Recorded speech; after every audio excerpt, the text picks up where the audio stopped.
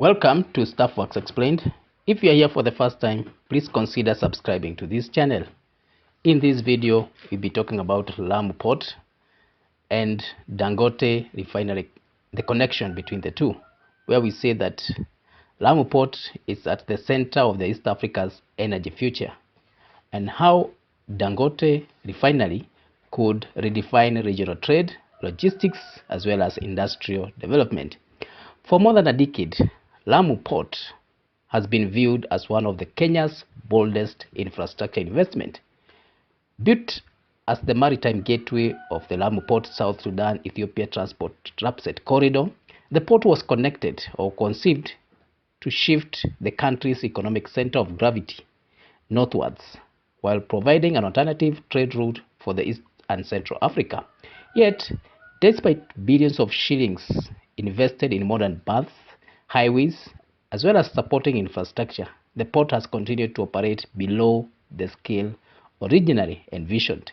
Cargo volumes remain modest, while many of the complementary projects that were expected to drive demand are still progressing at different speeds.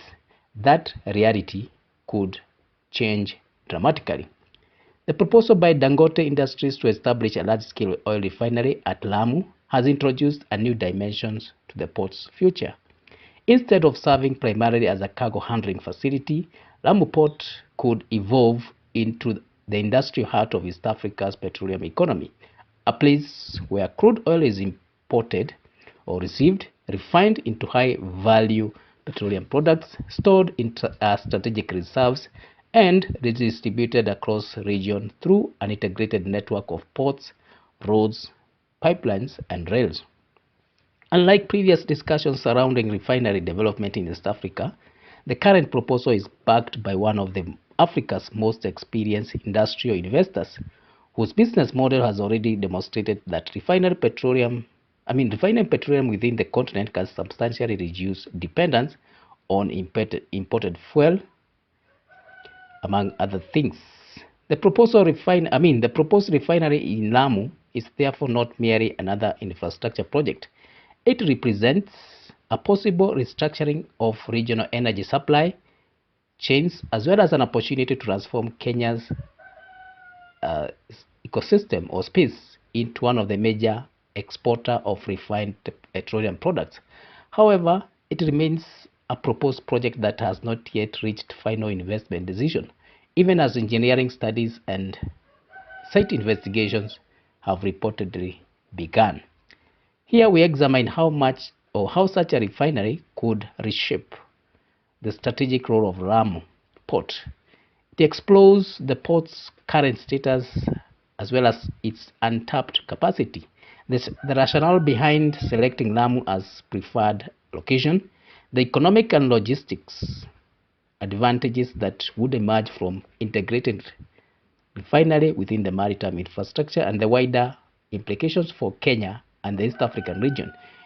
It also considers the project through a project management lens, assessing the infrastructure, institutional coordination, as well as investment sequencing required to convert an ambitious proposal into an operational industrial hub. The major analysis draws from recent statements by Dangote Industries. We have official government positions, reports from international financial and energy correspondents, as well as publicly available information on the progress of LAPSET.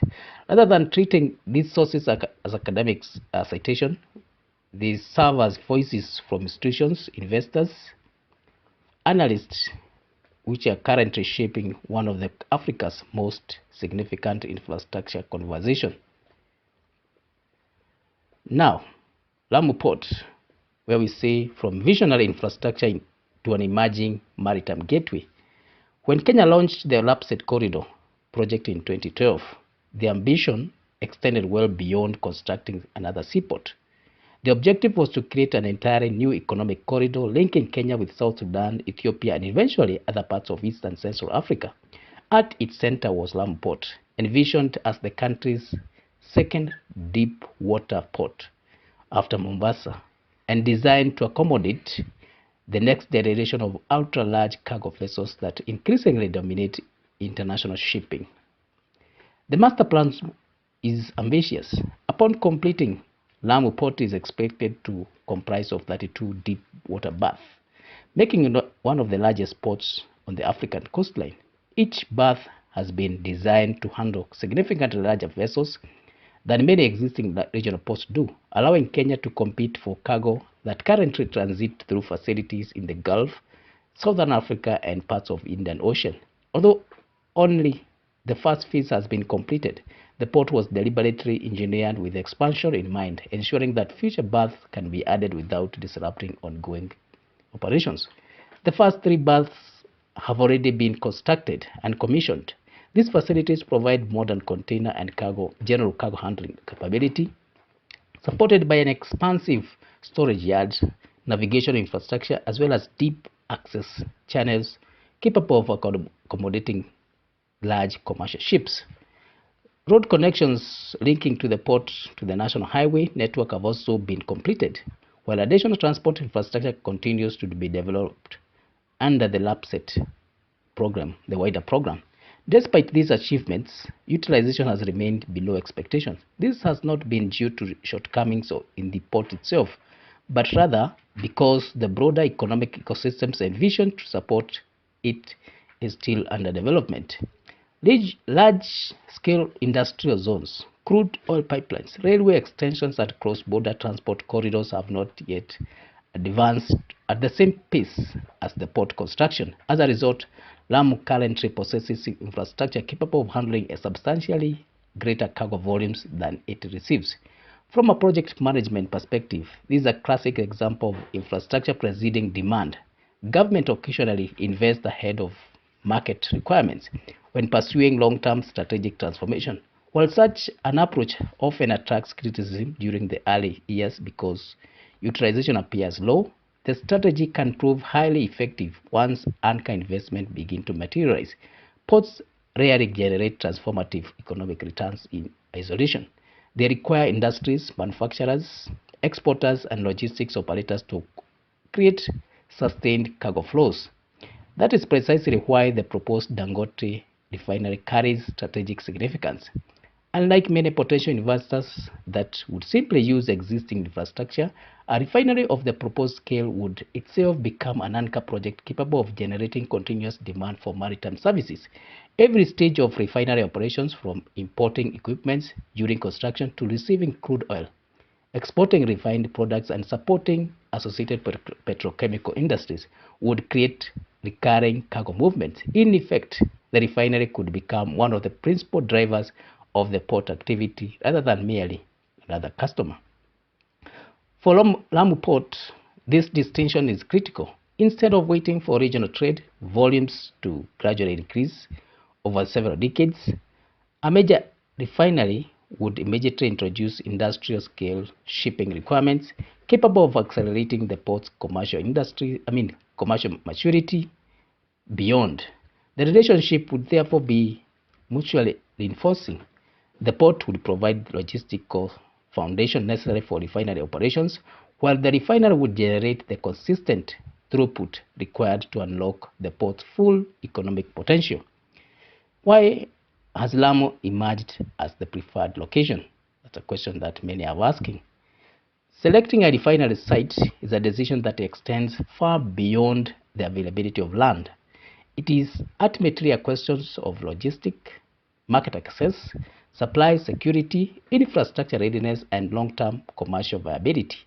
For a project expected to process hundreds of thousands of barrels of crude oil every day, even marginal differences in transport costs or shipping efficiencies can translate into millions of dollars over the life of the investment. Viewed through that lens, Lamu presents a combination of advantages that few locations along the East African coast can match. Its greatest asset is geographical. Situated on the Indian Ocean, Lamu lies closer to some of the world's busiest maritime trade routes, connecting the Middle East, Asia, and Eastern Africa. Tankers transporting crude oil from producers in Arabian Gulf, can reach Lamu without navigating congested port system further south, while refined petroleum products destined for regional markets can be distributed efficiently by sea or through inland transport corridors. Equally important is the fact that Lamu was designed as an expansion port rather than a congested urban harbor. Unlike ports that must contend with decades of surrounding urban development, Lamu offers room for industrial estates, petroleum storage terminals, pipelines, logistics parks, as well as future port expansion. Such flexibility is particularly valuable for refinery projects whose operations require extensive buffer zones, utility corridors, and safety infrastructure. The location aligns closely with Kenya's long-term infrastructure strategy. LAPSSET was conceived as an integrated development corridor where ports, highways, railways, pipelines, industrial parks, and special economic zones would function as interconnected components rather than independent investment.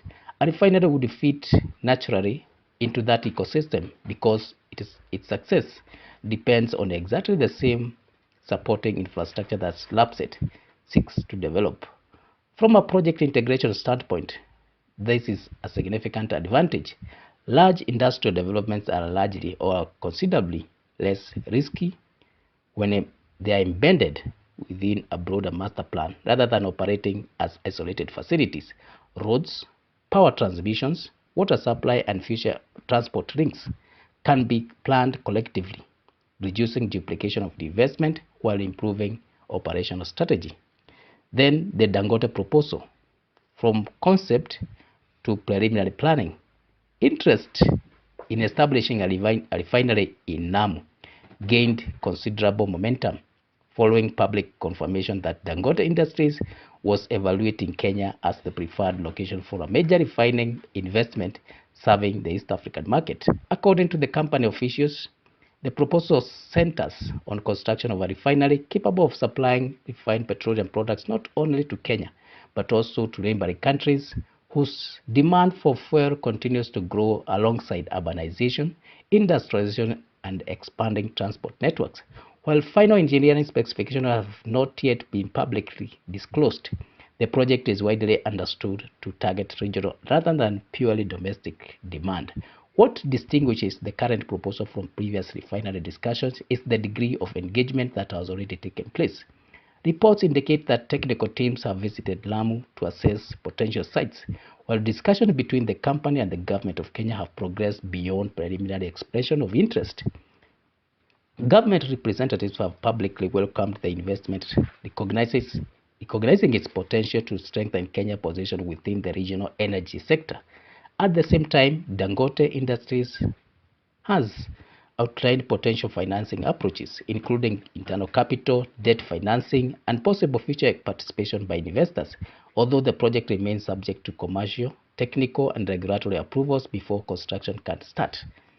These developments are significant because they indicate movement beyond conceptual discussion into the early stages of project development. In project management terms, the proposal appears to have entered the feasibility and pre-investment phase, during which technical studies, commercial modeling, and environmental assessment, stakeholder consultation, and financial structures are progressively being refined before a final investment decision can be made. That distinction is very crucial. Major refinery developments typically require several years of preparation before physical construction starts. Environmental impact assessment, land acquisitions, engineering design, procurement planning, regulatory approvals, and financing arrangements all need to reach acceptable levels of certainty before investors commit billions of dollars to construction. Consequently, while the project has generated considerable optimism, it remains an investment proposal rather than a confirmed construction project. Managing expectation at this stage is essential because refinery developments of this scale are inherently complex and involve multiple public and private stakeholders whose decisions must converge before implementation can proceed. Why a refinery changes the economic of Lamu Port? This is something that we need to consider. Ports derive their long-term value simply from a number of ships they receive, but from industries they also sustain. So a refinery belongs to a category of infrastructure known as anchor industry. These are projects that generate continuous demand for transport, logistics, utilities, and supporting business over several decades. Unlike seasonal cargo operations or intermittent imports, refineries operate throughout the year, creating stable and predictable freight movements that strengthen the commercial viability of surrounding infrastructure. For Lamu Port, the implication would extend beyond increased vessel traffic. The refinery would require the importation of heavy construction equipment, specialized industrial components, steel structures, vessels, turbines, electrical systems, and process machinery during its construction phase. Each shipment would utilize facilities in the port, logistics operators, transport contractors, and customs services, creating an immediate economic activity before even a single liter of fuel is produced. Once operational, maritime traffic would become even more specialized. Crude oil tankers would arrive regularly to supply feedstock for refining. Depending on future regional pipeline development and domestic production levels, crude could originate from multiple sources, providing flexibility in procurement and reducing dependence on any one supplier. At the same time, outbound product tankers would distribute refined fuels, including diesel, petrol, aviation fuel, marine fuel, to markets across Africa and beyond. Instead of functioning primarily as an entry point for imported goods, LAM would increasingly become an export platform for value-added petroleum products. This transition fundamentally alters the economic of port operations. Export-oriented cargo generally produce higher and more consistent port utilization because it creates balanced shipping patterns. Ships delivering crude oil can return carrying refined products, reducing empty voyages, as well as improving shipping efficiency. Storage terminals operate more continuously. Logistics providers benefit from predictable demand as supporting industries gain confidence to invest in a complementary facilities. Such dynamics create what economists often describe as multiplier effects, where one major industrial investment stimulates additional investments across multiple sectors, and that's what LAM gets. Now, building an energy logistics hub rather than standalone refinery is what LAM is doing, or Dangote is doing. Modern refineries rarely operate in isolation. Around the world, leading refining centers, refineries are surrounded by clusters of complementary industries that share infrastructure, utilities, and logistics networks. Petroleum storage terminals, petrochemical plants, lubricants manufacturers, bitumen processing facilities, LPG bottling plants, blending facilities, as well as industrial service providers frequently emerge alongside operations in a refinery. LAM possesses many of these physical characteristics required to support such a clustering. The availability of undeveloped land around the port allows future industrial expansion without the severe land constraints which are experienced in other ports like Mombasa. This creates opportunities to develop integrated petroleum logistics facilities where crude reception, refining, storage, distribution, and export activities operate within one industrial ecosystem. From a project management perspective, clustering offers substantial advantages. Shared infrastructure reduces capital expenditure for industrial investors, where common utilities, including power generation, water treatment, waste management, emergency response systems, and security services, can serve multiple industrial facilities simultaneously. The result is a lower operating cost, improved resource utilization, and greater resilience across the entire industrial zone. For Kenya, this would represent a transition from importing refined fuel to exporting industrial capability. Rather than generating revenue solely from port charges, the custom as well as custom duties, the country could capture value through refining, storage, logistics, engineering services, maintenance, shipping support, as well as taxation and industrial employment. In effect, the refinery would transform Lamu Port from a transport asset into nucleus of much broader energy economy. Now, redefining East African petroleum supply chain, which is the strategic role of Lamu Port. If the proposed Dangote refinery is eventually built at Lamu, its greatest contribution may not be measured by number of barrels it defines every day. Its true significance would be in changing how petroleum moves around or across East Africa. For decades, the region has relied heavily on imported refined products. Crude oil is produced in several African countries, yet much of it is exported in its raw form, while petrol, diesel, and aviation fuel and other refined products are imported back into the continent at higher cost. This model has left many countries vulnerable to international price fluctuations, shipping disruptions, as well as foreign exchange constraint. A refinery at Lamu would begin to reverse this pattern. Rather than remaining primarily a destination for imported fuels, Kenya could position itself as a processing and distribution center serving multiple regional markets. From a supply chain perspective, this represents a shift in linear import model to an integrated regional value chain, where crude oil enters the region, is processed within East Africa, and then distributed to consumers through a coordinated logistics networks. So Lamu position within regional energy flows. Few locations in East Africa are strategically positioned to support such transition. Lamu sits at the East Africa's edge of a region that is steadily increasing its petroleum demand. Uganda, Kenya, and Tanzania, Rwanda and Burundi, as well as South Sudan and Eastern DRC, and Ethiopia to some extent, all require growing volumes of refined fuels to support expanding populations. Industrial development, aviation, electricity generation, as well as freight transport. Collectively, this market represents one of Africa's fastest growing energy consumption zones.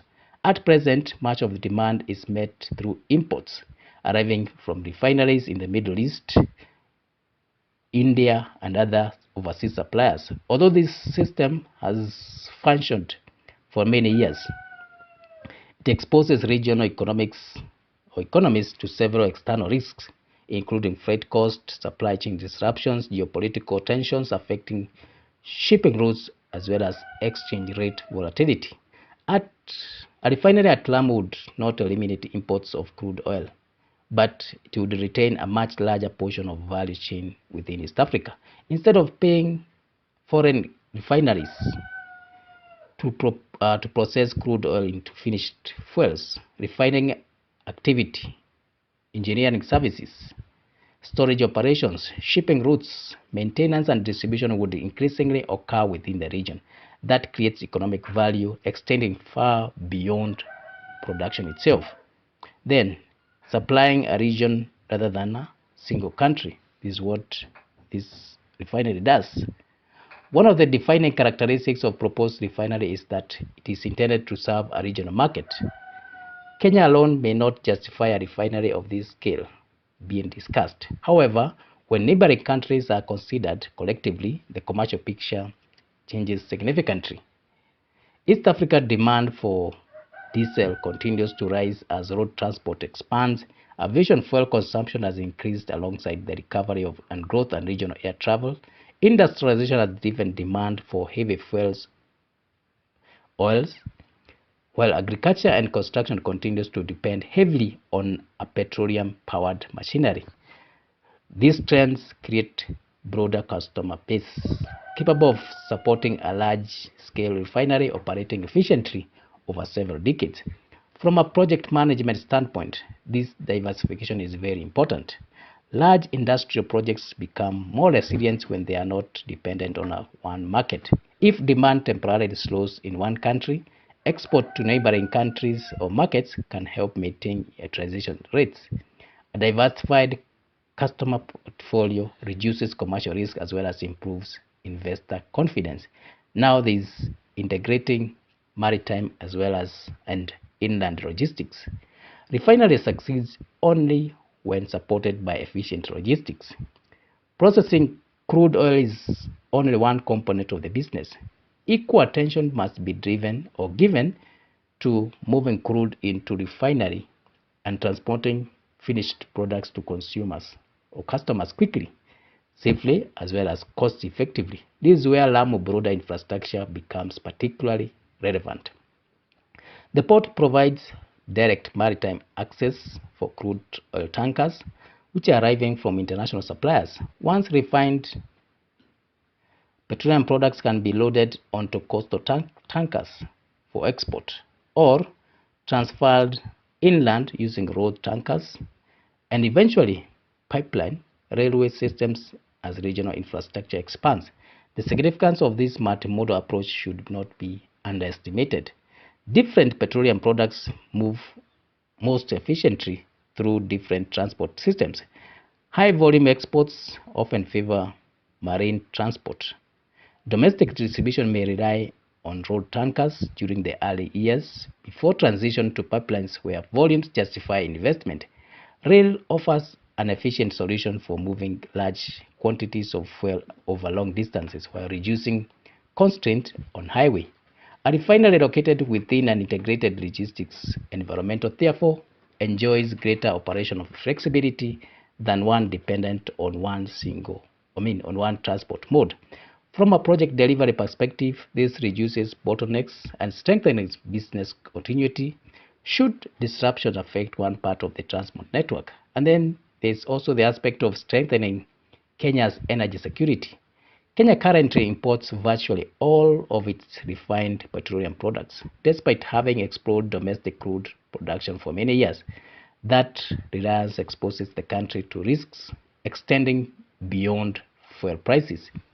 The global refinery shutdowns, shipping delays, geopolitical conflicts affecting major maritime routes, and fluctuation of international refining capacity can all influence domestic fuel availability.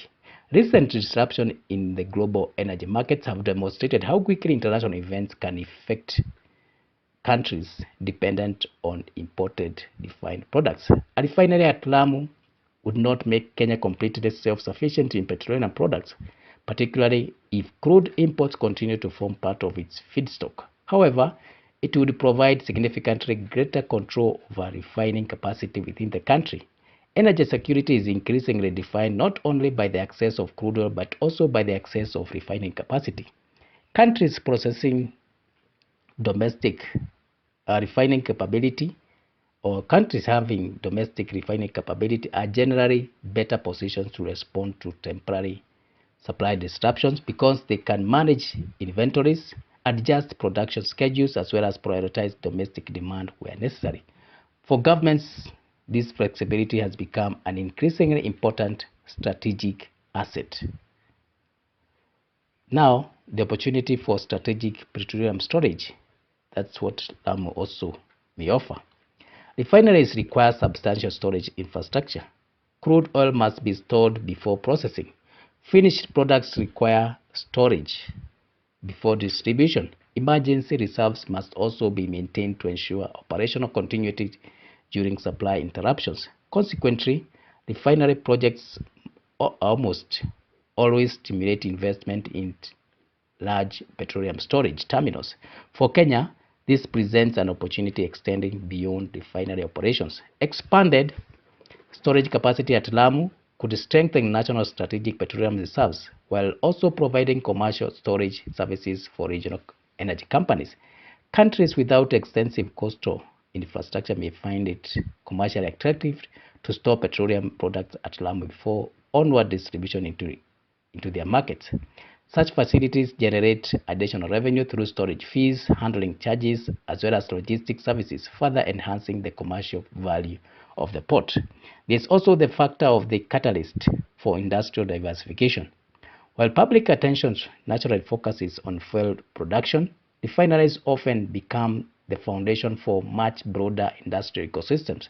Many products used in everyday life originate from petroleum refinery processes. We have bitumen for road construction, industrial lubricants, base oil, talk of LPGs, petrochemical feedstocks used in plastics, packaging, textiles, detergents, and numerous manufacturing industries. Although the current proposal primarily concerns fuel production, the presence of a refinery creates a future opportunity for downstream industries that utilize refinery outputs as industrial raw materials.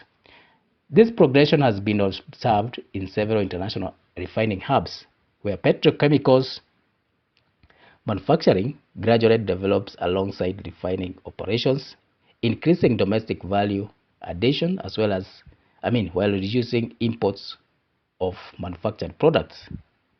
For Kenya, this aligns closely with industrialization objectives that seeks to expand manufacturing capacity as well as increase the share of value-added exports. Then there is aspect of employment beyond the construction site.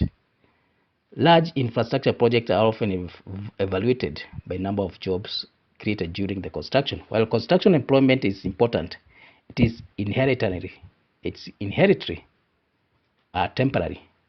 Long-term economics or contributions lies in permanent employment across operations, maintenance, engineering, logistics, environmental management, information technology, maritime services, laboratory analysis, security, procurement, as well as industrial support services. Each direct refinery job typically supports additional employment throughout the wider economy. We have engineering contracts which require suppliers, transport companies expand their fleet, port recruits additional staff, operational staff, maintenance companies establish regional offices, training institutions to introduce specialized technical programs, financial institutions provide project financing and working capital, insurance firms develop products tailored to industrial risks. Professional services ranging from legal advisory to environment consultancy experience increase in demand. This network of secondary economic activities often exceed the employment generated within the refinery itself. For Lamu County, such diversification would represent a structural shift in the local economy from one primarily associated with tourism, fishing, and port operations to one increasingly characterized by industrial services, technical employment, as specialized logistics. There's also the aspect of the importance of coordinated infrastructure delivery. None of these outcomes would occur automatically. One of the most important lessons from large infrastructure development worldwide is that major projects succeed when supporting infrastructure is developed in a coordinated sequence. A refinery cannot operate efficiently without reliable electricity. It requires substantial volumes of industrial water. Roads must support heavy equipment during constructions. Emergency response systems must meet international safety standards. Telecommunications, customs systems, environmental monitoring, and security infrastructure must all function seamlessly. Project managers often refer to these as critical enabling infrastructure because delay in any one component can delay the entire program. For Lamu, this means that successful implementation would depend not only on refinery construction itself, but also on careful coordination between national government agencies, county authorities, regulators, utilities, transport agencies, and private investors. Managing this interdependency may ultimately prove as important as constructing the refinery itself. Now,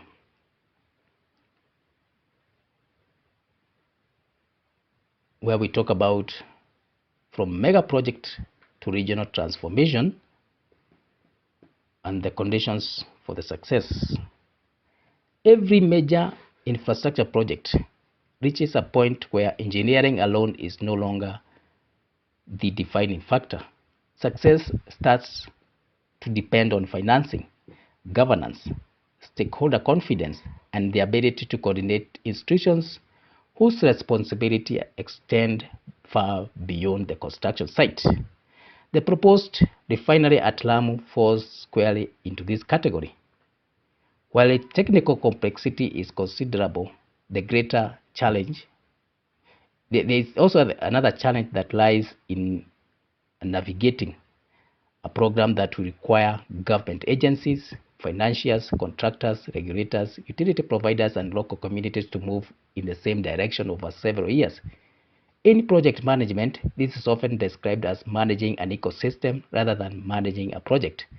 The refinery, the port, as well as the surrounding industrial infrastructure would each have their own delivery schedules, yet none could realize their full value in isolation. So, financing a project of regional significance is important. Oil refineries rank among the most capital-intensive industrial investment in the world. Beyond the processing units themselves, developers must finance storage terminals, marine loading facilities, pipelines, utilities, power systems, and water treatment plants, safety installation, as well as supporting infrastructure. For this reason, refinery financing rarely relies on one source of capital.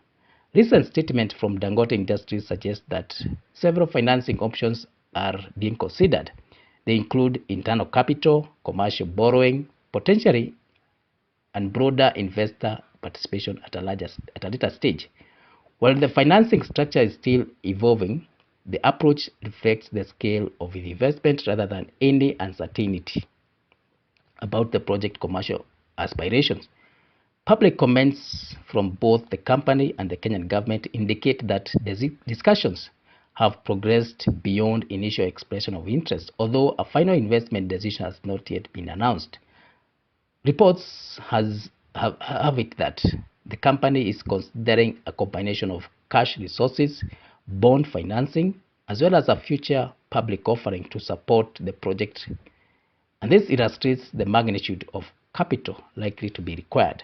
From a project financing perspective, this diversification is very important. It spreads financial risks, improves liquidity throughout the construction, and allows funding to be aligned with different phases of the project delivery. Equally important is the commercial logic underpinning the investment. Large refineries require sustained throughput over several decades to recover their capital cost. Investors therefore examine not only construction budget but also long-term demand, feedstock security, export markets, regulatory stability, and transport infrastructure. Lamu attractiveness depends as much on these commercial fundamentals as it does on the physical characteristics of the site. Now let's look at the infrastructure synchronization, which is the hidden measure of success. Large industrial developments are often judged by visible milestones: the completion of building, the installation of equipment, and the commissioning of the production units. Yet many projects experience delay not because construction falls behind the schedule, but because supporting infrastructure is delivered out of sequence. A refinery may be mechanically complete, but without reliable electricity, it cannot begin operations. Storage tanks may be ready, but without marine loading facilities, products cannot reach the market. Processing units may be capable of producing fuel, but inadequate road access can delay equipment deliveries during construction or constrain distribution after commissioning. These dependencies illustrate the importance of infrastructure synchronization. For Lamu, successful implementation will require coordinated delivery across multiple sectors: power transmission, water supply and environmental monitoring systems, telecommunications, customs operations, emergency response services, and transport infrastructure will all need to advance in parallel with construction of refinery. This is where the wider LAPSET program becomes particularly relevant. Although originally conceived as a transport corridor, LAPSET also provides a framework through which complementary infrastructure can be planned as part of broader regional development strategy. If effectively coordinated, investment in roads, industrial parks, logistics services, utilities would reinforce one another rather than compete for resources. Now let's talk about managing stakeholder beyond the construction fence. Projects of this scale inevitably reshape the communities in which they are located. Lamu County possesses unique social, cultural, and environmental identity. It is home to centuries-old settlements, internationally recognized heritage sites, fishing communities, as well as a sensitive coast ecosystem. These characteristics mean that stakeholder engagement cannot be treated as a regulatory formality. Modern project management places increasingly emphasis on what is known as social license to operate. The level of acceptance granted by communities, local institutions, and other stakeholders whose support is essential for long-term project success. Obtaining this social license requires sustained engagement rather than one-off consultation. Residents expect clarity on employment opportunities, land use, environmental protection, compensation where applicable, and the long-term benefits likely to accrue to local communities. Businesses seek confidence that supporting infrastructure will create opportunities beyond the refinery itself. Education institutions require sufficient time to prepare the skilled workforce needed for the emerging industries. Projects that establish transparent communication early tend to experience fewer implementation delays than those that address stakeholder concerns only after construction has started. For a refinery expected to operate for several decades, maintaining constructive relationship with surrounding communities will be important as maintaining mechanical reliability. Now, environmental stewardship, where we say is a strategic imperative. The environmental dimension of proposed refinery extends well beyond regulatory compliance. Lamu's coastline includes ecologically sensitive or significant marine habitats that support fisheries, tourism, and biodiversity. Any industrial development within the area must therefore balance economic opportunities with environmental responsibility. International refinery projects increasingly incorporate advanced emission control technologies, wastewater treatment systems, vapor recovery units, spill prevention infrastructure, and continuous environmental monitoring. These measures have become standard practice not simply because regulators require them, but because investors recognize that environmental performance directly influences operational continuity, insurance costs, as well as corporate reputation.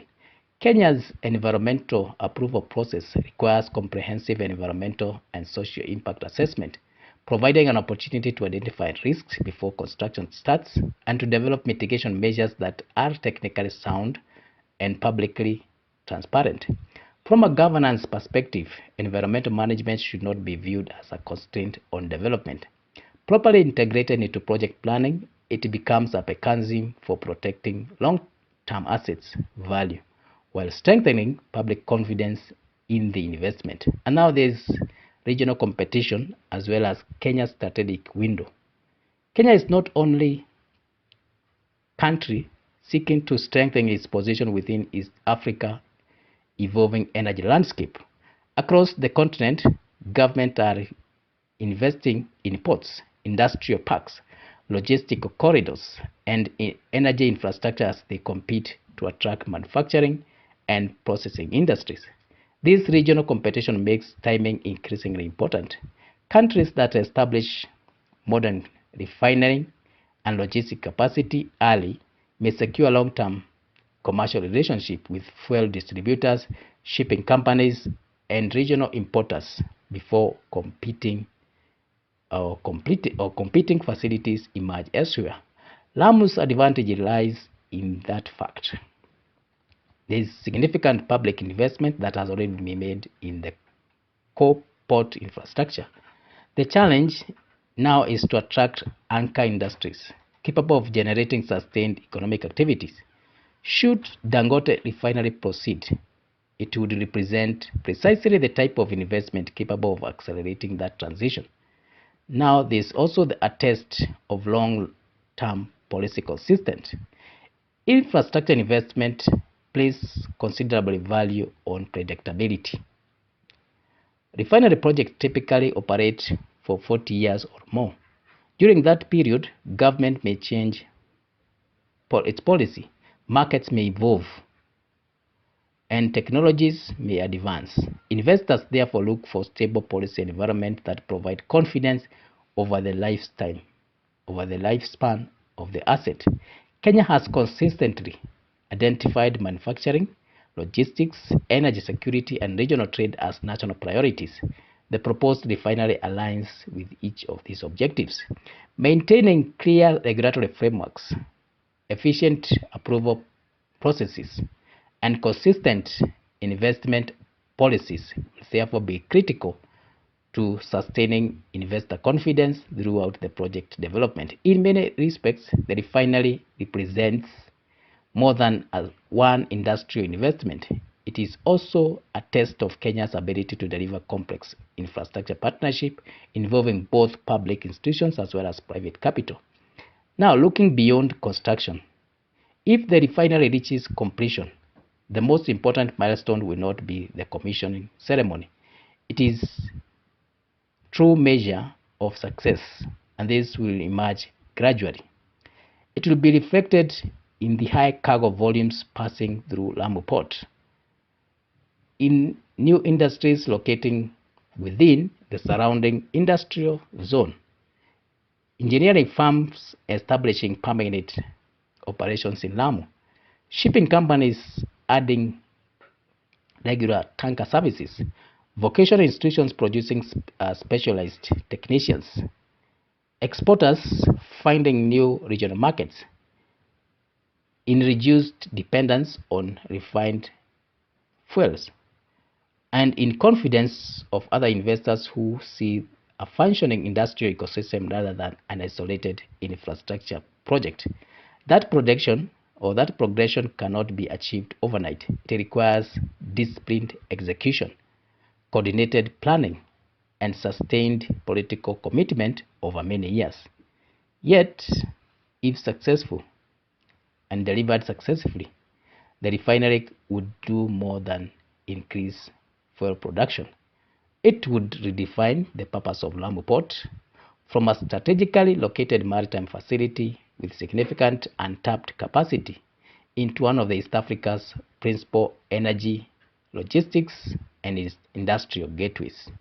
So thank you for coming this far. If you have been here for the first time, please consider subscribing to this channel. You can also watch other videos that we have done on ports, Lamu Port and Dangote Refinery, among other videos.